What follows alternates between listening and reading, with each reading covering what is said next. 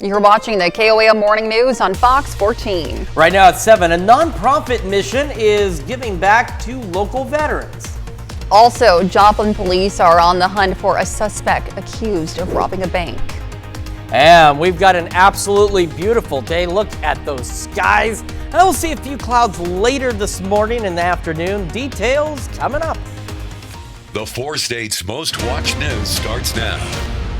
Good morning and welcome to the KOAM Morning News on Fox 14. I'm Elise Snowy. And I'm Chris Warner. It's just after 7 o'clock now on this Monday, May the 5th, also known as Cinco de Mayo. Yes, here we are. Lots of deals, lots of celebrations going on. Right. And of course, if you are celebrating, we just really encourage you to do so responsibly. Absolutely. Well, switching gears on over to an Oklahoma-based nonprofit that's giving back to local veterans. KOAM's Mitch Adams has more. We just want to show a little bit of gratitude back to them that we live in a country where we're free to do things like this.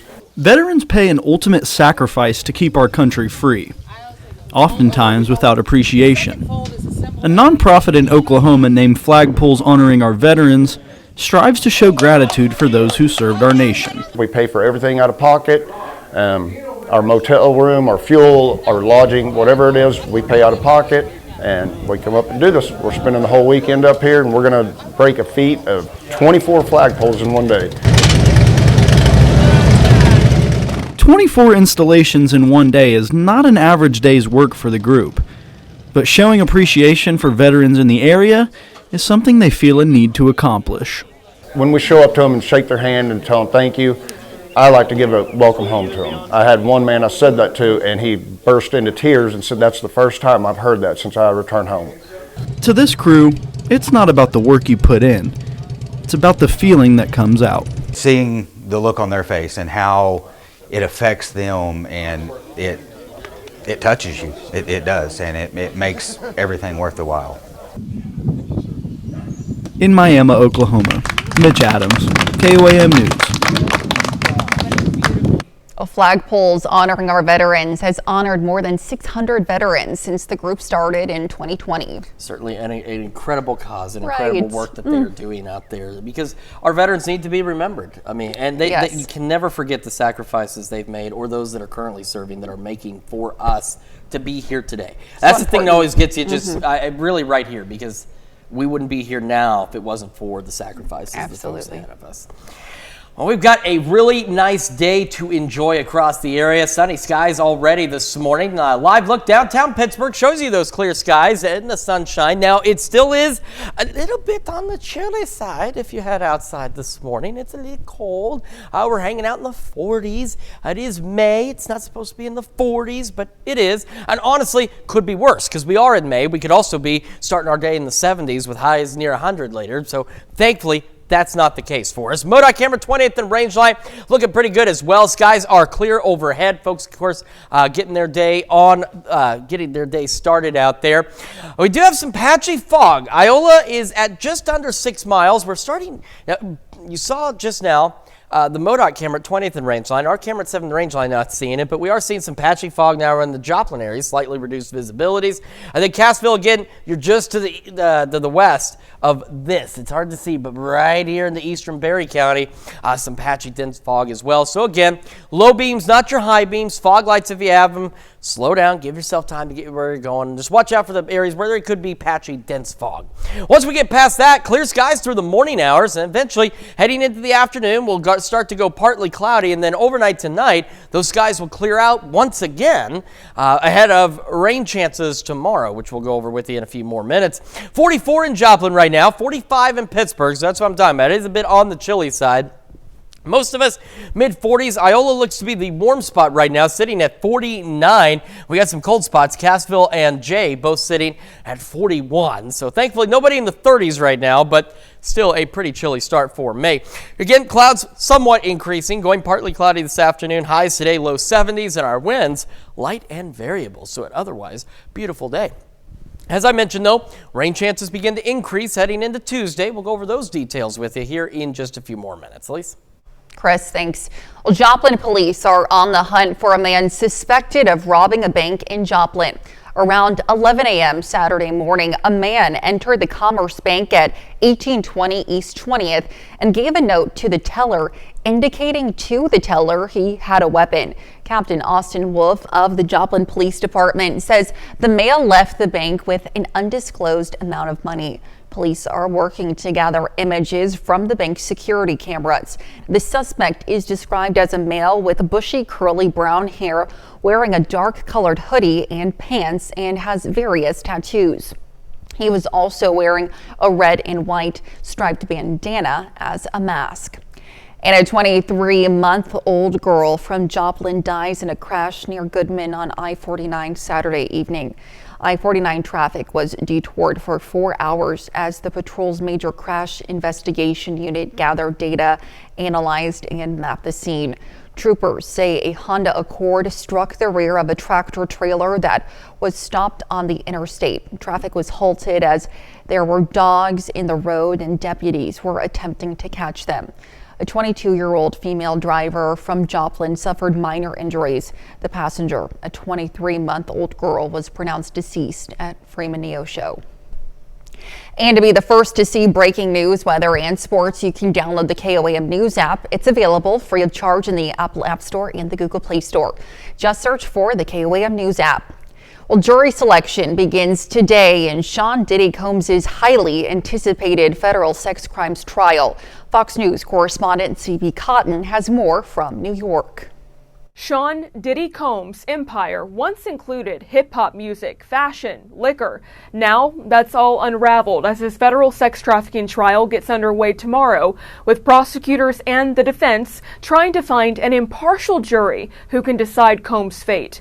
A warning, what you're about to hear is disturbing. Combs has pleaded not guilty to charges of racketeering conspiracy, sex trafficking, and transporting people across state lines to engage in prostitution. He could face the rest of his life in prison if convicted on all the charges. In the indictment, prosecutors allege Diddy was the head of a criminal enterprise that abused women and used threats of violence to make the women participate in drug-fueled orgies with male prostitutes called freak-offs. Diddy's defense attorneys have said the freak-offs were consensual, and at one pretrial hearing they offered a preview of a possible legal defense, saying their client had a swingers lifestyle.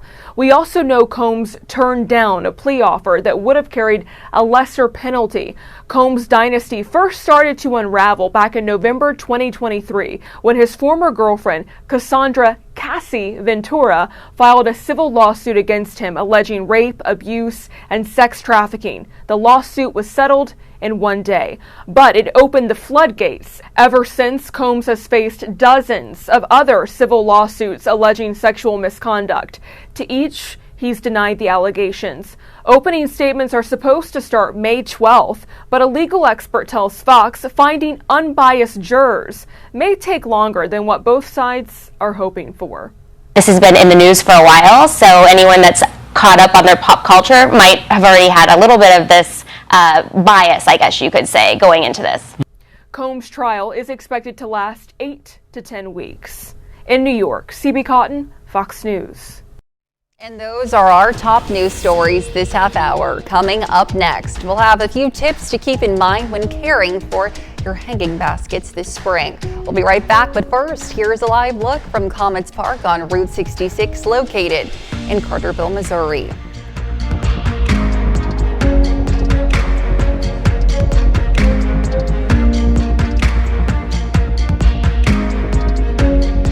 Well, as we move through spring, many of us are spending more time out of the house and in the garden. Now we have John Harrison from In the Garden with us this morning to share how you can care for hanging baskets. Good morning to you, John. Thank you so much for being with us this morning. This is absolutely beautiful.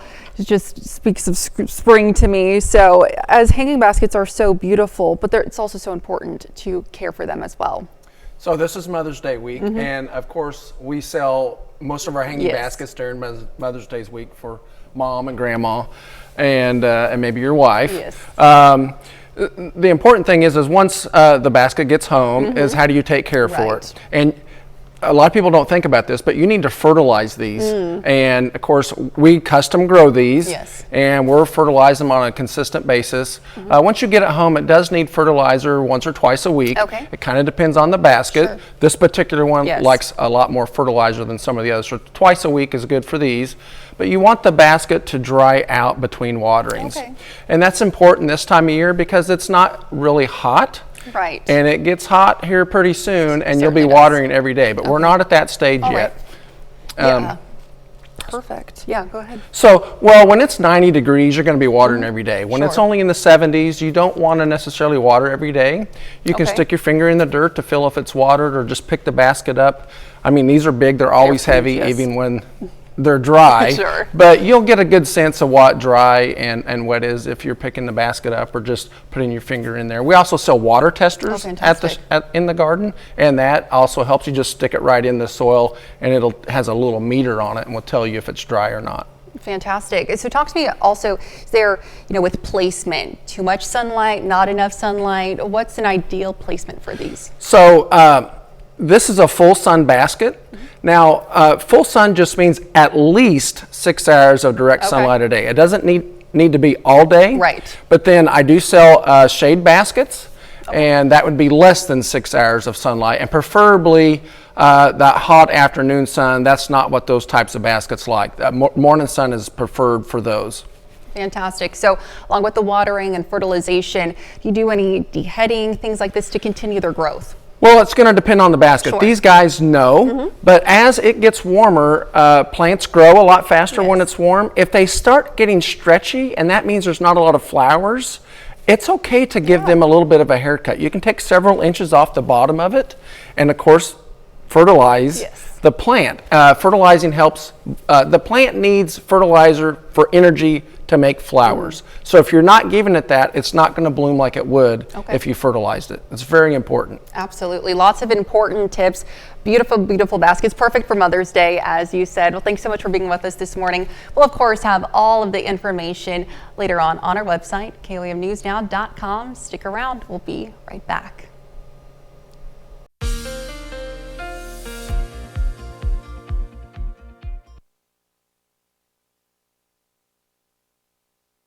Every time. This is going to get me every time. You guys, you got to say batteries, do the right thing, but every so often I'm going to forget to turn that thing back on, so I apologize. But we're up, we're running. We got a great day ahead of us. It's 7:17 now on this Monday morning. Skies, I need to go home and go back to bed. Are clear downtown Pittsburgh. Same for the MoDOT camera at 20th and Range Line in Joplin. Beautiful start to the day, and we do have some patchy fog that we've got to contend with out there as well. Iola's still just under 6 miles of visibility. Joplin, your visibility is coming down. Remember, this is reported from the airport. We don't have any cameras up that far north, but at least down south through the city, it is looking clear. Cassville, you're just on the fringes of some very dense fog that's trying to build into the eastern half, eastern quarter of Berry County. So remember, low beams, not your high beams. Fog lights if you've got them. Slow down, give yourself time to get where you're going. But we will clear out, and the rest of the morning is going to be clear. And then by the afternoon, we'll start to see a few clouds out there, eventually going partly cloudy heading into the afternoon and evening. But by late evening and overnight, skies will actually clear out. It will be clear overnight. Then just before sunrise tomorrow, we'll start to see an increase in clouds again. And as we go, say 10, 11 o'clock tomorrow morning, we'll start to see scattered showers, maybe even some thunderstorms start rolling into the area. Initially, again, it's off to the south and west, and it will build across the rest of the region through the day. We'll have scattered showers and storms throughout the day on Tuesday, overnight into Wednesday morning. As we head later into Wednesday, these storms will start to become a bit more scattered. So tomorrow are better chances of more folks seeing rain. But Wednesday, Thursday, the rain chances are there, the storm chances are there, but they're going to be considerably more scattered. We'll otherwise just have cloudy skies across the area as we head through our Wednesday into our Thursday. Now, the good news is no severe weather is expected with any of this activity over the next couple of days, which is fantastic news. If that changes, we'll let you know, but right now it's just not looking favorable for that. Our camera, 7th and Range Line, looks great as well. You can see those clear skies. Low 50s by 8 o'clock this morning, sunny through the morning, mid 60s by 11 a.m. As we go into the afternoon, again, we will eventually become partly cloudy and maybe even mostly cloudy for a moment for some folks. Our highs today, nice into the low to mid 70s, and our winds will be light and variable through the day as well. Our light and variable winds will continue as we go overnight tonight, and again by late evening we go mostly clear by 10 down to about 60. Another chilly night though as we fall back into the upper 40s and low 50s with those light and variable winds. Then tomorrow, low 70s, maybe some upper 60s. Storms start building in into the afternoon and evening. We'll have scattered storms again Wednesday into Thursday. A little cooler, a little below normal, upper 60s out there. But with the cloud cover, it does help our overnight lows to be a little milder as well. Then we go to Friday. Skies begin to clear. A few morning showers out there. This weekend, just like last weekend, only warmer, sunny. Temperatures into the upper 70s and low 80s. And then after that, we are looking at a few more shower and storm chances as we head into next week. Let's check your forecast. We'll be back with more right after this.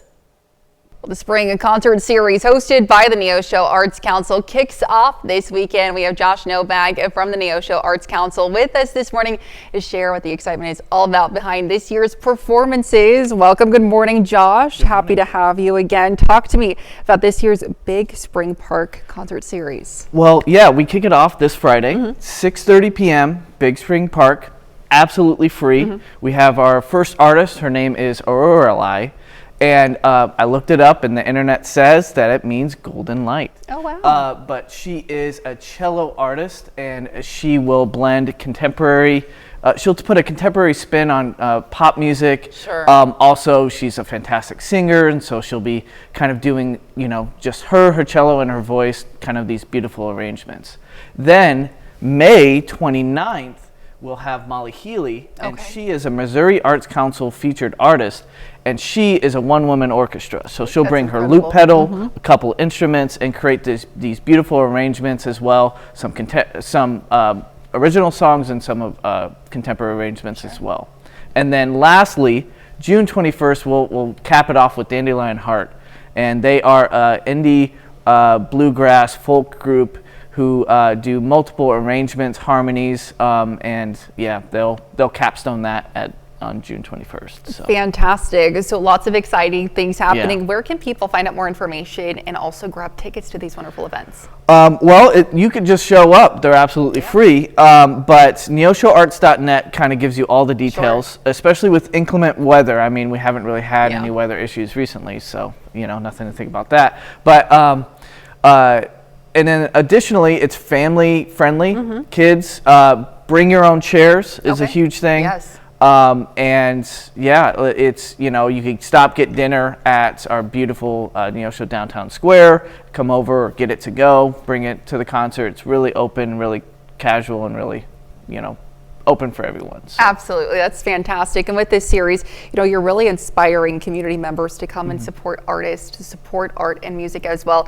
What do you have to say to people who are, taking you up on the offer to come and enjoy these free experiences? Yeah, I think it does nothing but benefit, you know what I mean? And it's like bringing art, it's showing that art is collaborative, it's enriching however much you participate or just enjoy, it's something that betters your life, and so the more you enrich it, the better it is, and we're all here for it. So. Absolutely. Well, thank you so much for being with us this morning. Good luck on this concert series. It sounds absolutely fantastic.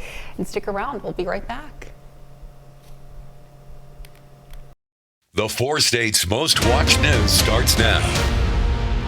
Welcome back to the KOAM Morning News on Fox 14. It's currently 7:28. I'm Elise Snowy. Well, Saturday marked the 4th annual VFW National Day of Service. As part of this day, VFW Post 534 hosted a cleanup of the Peace Church Cemetery to honor the soldiers laid to rest there. Now, following the cleanup, American flags were placed on the graves of the soldiers. The VFW National Day of Service offers veterans a chance to continue serving our country after their time in the military. All of us are here to put remembrance on most of these gravestones, because even though we could be out doing whatever, most of us are here to give veterans that haven't had anyone around in a while. Around 15 volunteers from the VFW and the Joplin JROTC came out to volunteer. The Special Olympics hosted its very first free basketball camp for individuals with intellectual and developmental disabilities. Now, 3 high schools, Galena, Erie, and Pittsburgh, had volunteers step up to help at the event. The sessions were designed to not only build important skills like teamwork, but also to let participants have fun and stay active. Keeping the kids a smile on their face, helping them to understand that the goals that we set before them, they're able to reach them and continue just to be better people. Just being able not to be afraid to use your gifts and the abilities that God has given you to be able to pour into another, whether that be the youth, young adult or old, it doesn't really matter. Now, some of the drills included coordination exercises and a dribbling relay. Around 30 kids showed up. Well, the Pittsburgh community came together to celebrate Cinco de Mayo. The event, hosted by Pittsburgh Hispanic Banda and Hispanics of Today, brought a mix of culture, music, and food to Southeast Kansas. Guests enjoyed 2 hours of live performances, including folkloric dances showcasing the rich heritage behind the holiday. We kind of want to build those ties with the community and say, like, hey, we're here. Like, this is an event. This is like a little sneak peek of what we plan to do for La Celebración in September, the start of Hispanic Heritage Month. So it's kind of like a little sneak peek, and we want to grow and like kind of build a bridge with the relationship of the community, because we need a lot of community help. And this whole event is for the community, just to spread our culture, our food, our music, our dances, and things like that. Well, families, students, and community members gathered for an afternoon of fun, connection, and cultural pride, making this Cinco de Mayo a celebration to remember. And now you can stay up to date with the latest news, weather, and sports with the KOAM Plus TV streaming app. It's available on Amazon Fire TV, Android TV, Apple TV Plus, and Roku. The player is also available on our news and weather apps, as well as our website. Watch live streaming anytime, absolutely free. The KOAM Plus TV streaming app. Now let's head over to Chris for a quick look at the weather. We've got a pretty nice start to the day out there. It's a bit chilly, as I mentioned earlier, a little on the cool side, but skies are clear. We're getting plentiful sunshine as we start our Monday. It's downtown Pittsburgh, MoDOT camera 20th and Range Line as these folks get their day started. Up above them are... Oh, that's disturbing to see, but at least the skies are still clear. Of course, on to the fog tracker, though. Iola, you've been sitting at 5.8 miles, so just under 6 miles of visibility for the last couple of hours now.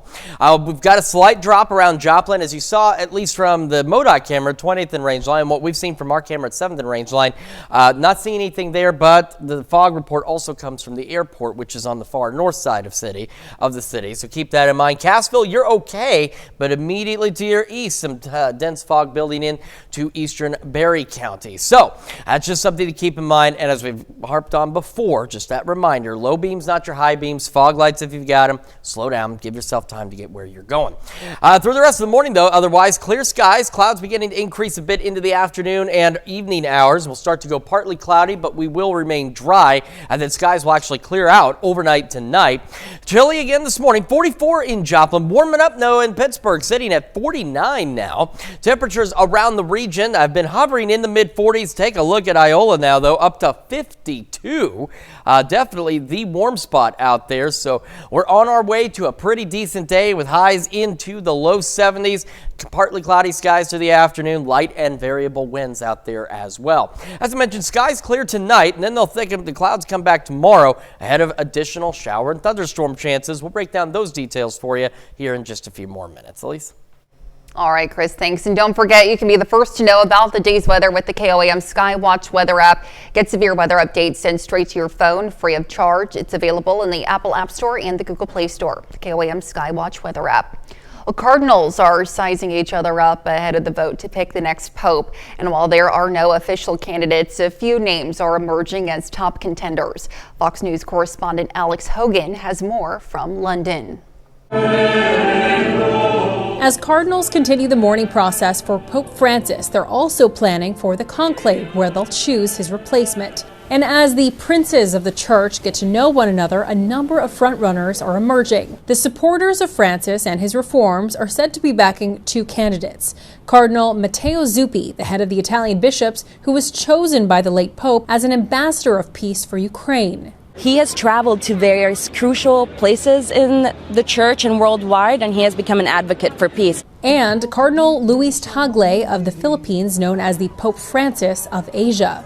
His outspokenness makes him a likely candidate for progressives in the church who want to see Pope Francis's vision continue. Meanwhile, more conservatives appear to be coalescing around Cardinal Peter Erdo of Budapest. He is loyal to the tradition of the church, but at the same time, he's been sort of media shy, avoiding controversy. And those looking for another option could be eyeing Cardinal Pietro Parolin, a moderate. He's the Vatican Secretary of State and is expected to preside over the upcoming conclave. His tenure so far has been pretty much scandal-free. But Francis appointed most of the voting cardinals, and his influence is expected to be a major factor as they gather to vote. I think we're going to find someone who supported Pope Francis, who is in touch with his legacy and wants to continue it, but we're not going to find anybody like Pope Francis. The conclave is scheduled to start on May 7th. In London, Alex Hogan, Fox News. And that's a look at our top news stories coming up this half hour on the KOAM Morning News. A small business in Minnesota allows visitors to experience life-size dinosaurs. We'll be right back, but first, here's a live look in Comment Park in Carterville, Missouri.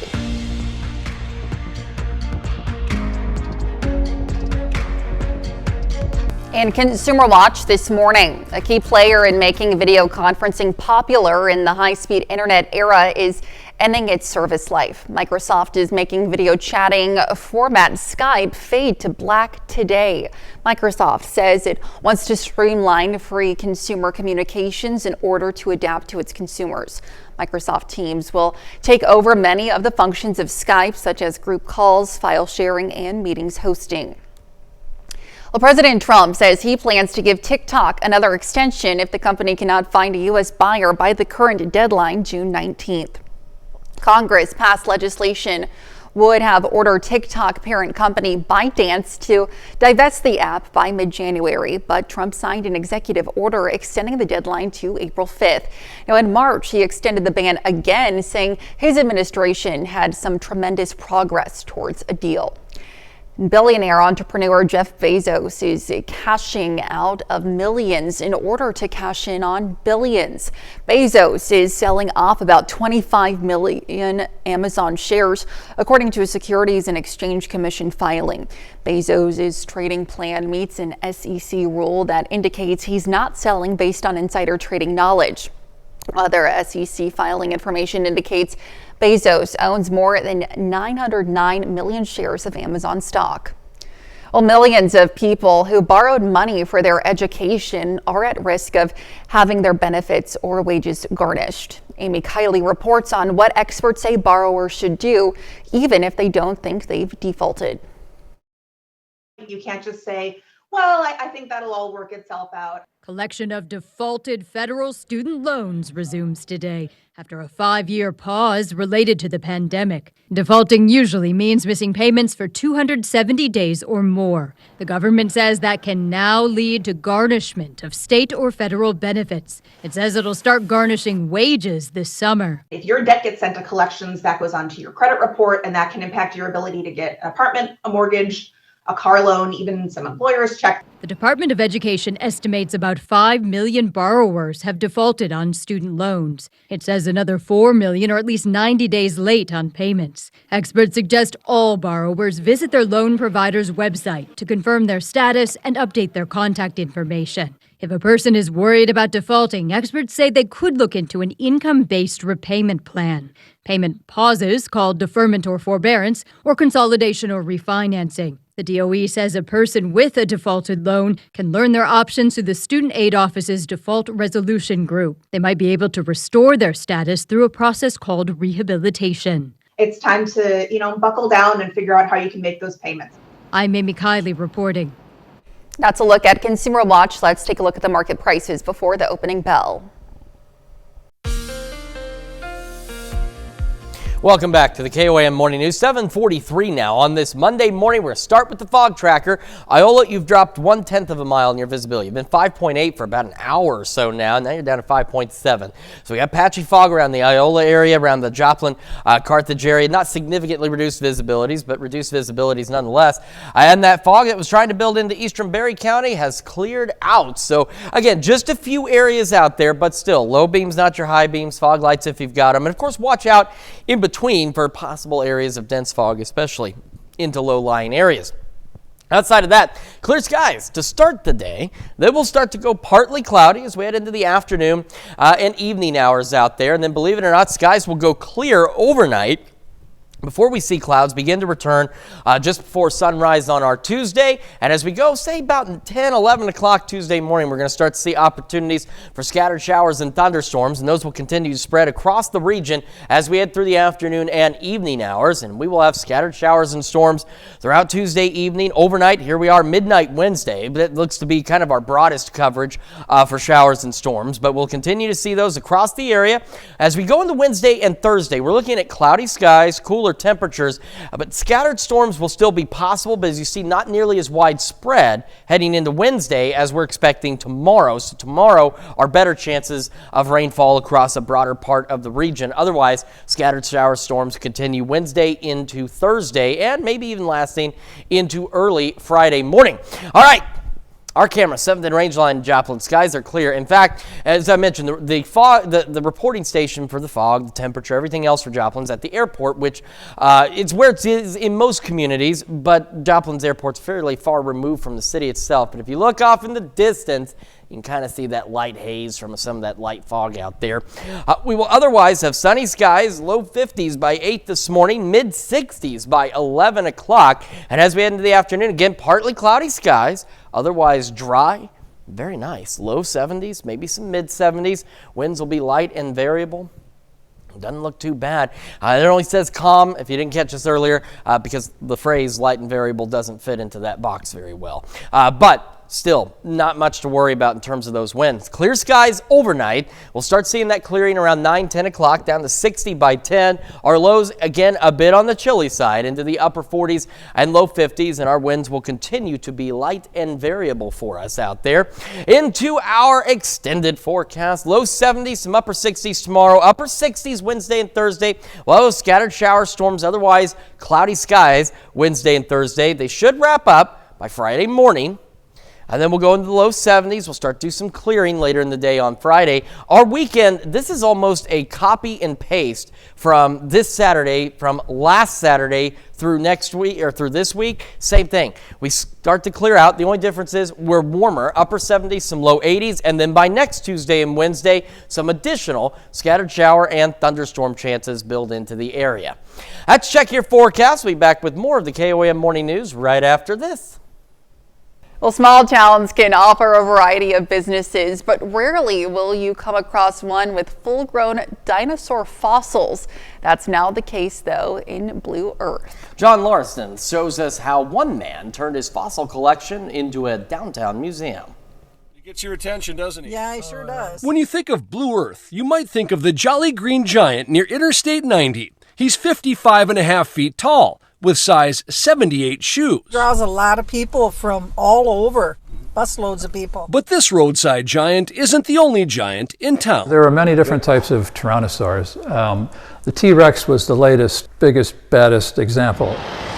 Main Street is where you'll discover the Southern Minnesota Museum of Natural History. Jim Pollard and others opened the museum in a former antique shop. Now they're displaying a different kind of relic. In my first big fossil find, I was about 7 years old with my friend George Walker. Growing up in Wisconsin, near the shores of Lake Michigan, Jim collected beach fossils at a young age. Years later, he teamed up with paleontologists to do digs in South Dakota and Wyoming. We drove out there and we'd sleep under the truck and we'd dig fossils all day. And as a young guy, it was like heaven to do that. When Jim left his day job as a portrait artist, he decided to move to the town that was halfway between his childhood fossil hunts and his adult dinosaur digs.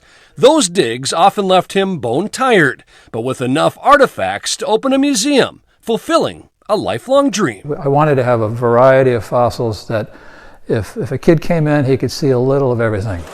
Here are a couple of bones that my son found on one of our digs. Much of what you discover here has a story, like this 40-pound humerus bone from a triceratops. The end of the bone was bitten off by a Tyrannosaurus rex. The bite force distorted the shape of the bone. The only display from Minnesota is what the Cherney family discovered in Coon Rapids decades ago. It's a herd of bison that were killed together with wolves and deer. Having made connections over the years, people send Jim all kinds of things. A fossil friend in Siberia recently came across petrified mammoth droppings. Nothing like getting a bag of prehistoric poo in the mail. Yeah. You can still see the what it ate. It's got this grassy material in here. With the exception of the mammoth droppings, Jim wants visitors to get close to relics that are anywhere from 7,000 to 7 million years old, and even older.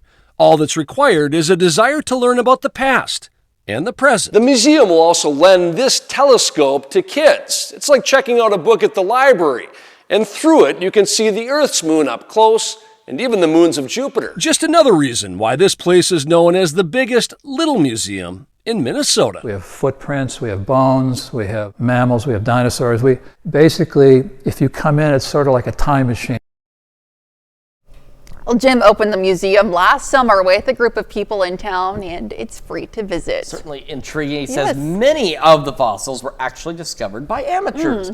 You never know what you're going to find. No, exactly. Now, kids, I'm not saying go dig up your backyard, but, if you're out and about, you never know what you might find. Certainly. And you might find yourself confronted with some patchy fog this morning. Our fog tracker is still showing some of that patchy fog across the region. Still some reduced visibilities. Iola is the lowest at 5.7 miles.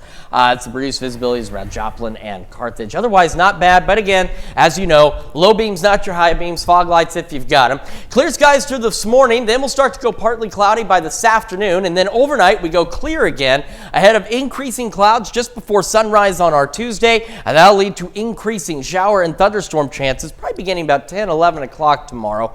No severe weather is expected, which is great news, but we'll have scattered showers and thunderstorms throughout the day Tuesday into the overnight hours as well before they start to kind of calm down a bit by Wednesday morning. They start wrapping up coverage. Throughout the day Wednesday, Thursday, we're looking at cloudy skies. We'll still have the opportunity for scattered showers and storms, but our best chance for more widespread coverage comes tomorrow with more widespread showers and storms. And again, no severe weather is expected. We'll have another look at your forecast and the news you need to know right after this. And here's a check of today's top headlines, the news you need to know before you head out the door. Well, Joplin police are on the hunt for a man suspected of robbing a bank in Joplin. Around 11 a.m. Saturday morning, a man entered the Commerce Bank at 1820 East 20th and gave a note to the teller indicating he had a weapon, then ran off with an undisclosed amount of money. Now, the suspect is described as a white male with bushy curly brown hair, wearing a mask in the form of a red and white striped bandana. He was also wearing a dark colored hoodie and pants. He's said to have various tattoos. A 23-month-old girl from Joplin dies in a crash near Goodman on I-49 Saturday evening. Troopers say a Honda Accord struck the rear of a tractor trailer that was stopped on the interstate. The 22-year-old female driver from Joplin suffered minor injuries. The 23-month-old girl was pronounced deceased at Freeman Neo Show. And the Special Olympics hosted its first free basketball camp for individuals with intellectual and developmental disabilities. The sessions were designed to not only build important skills like teamwork, but also to let participants have fun and stay active. Some of the drills included coordination exercises and a dribbling relay. And aside from some patchy fog this morning, clear skies through the morning, partly cloudy by this afternoon. Highs in the low 70s, winds will be light and variable. We'll actually go clear overnight tonight, dropping back into the upper 40s, low 50s with light and variable winds once again. And then about 10-11 o'clock tomorrow morning, scattered showers and storms start to roll in. No severe weather is expected at this point, which is good news. But we'll have scattered storms all the way through Friday morning with our best chances tomorrow afternoon and evening. And then copy and paste last weekend to this one, just dial the heat up a bit, upper 70s, low 80s. Great weekend, more storm chances next week. Yeah, looks great.